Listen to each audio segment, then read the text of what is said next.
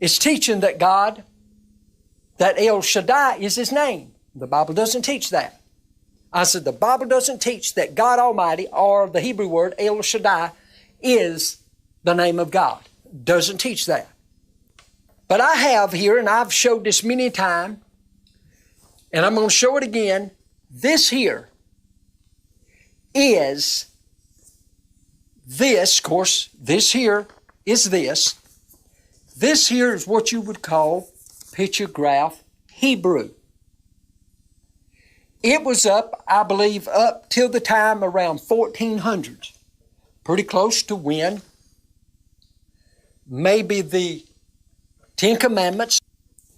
But this middle script, known as Paleo, was still being used mostly in the religious area. But then eventually this wound up taking over. This is, block letter is from where the King James Bible would have been translated from the Old Testament. The Messiah read from this.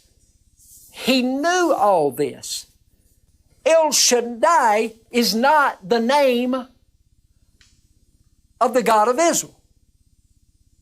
It is what He is, what He can do, how powerful He is. But He has a name. Yahweh is His name. Search this out on what we're telling you. Search it out and see if you can find it for yourself. You've got to study. If the translators would have not followed a tradition, you'd be using Yahweh today.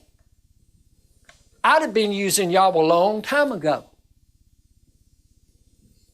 So again, it's what you would call studying.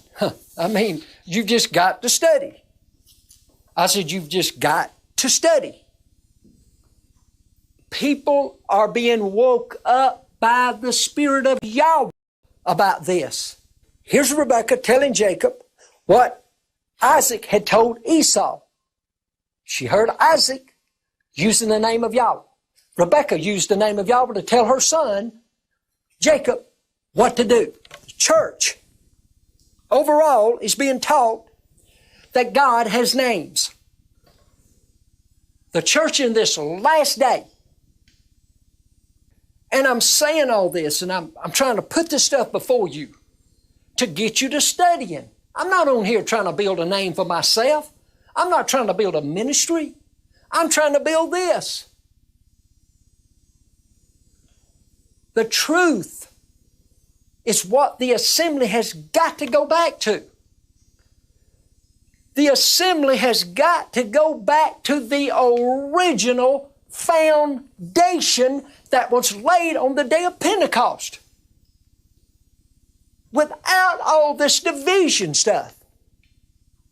And we believe it'll be a real blessing to you. We've been teaching on the God of Abraham, Isaac, and Jacob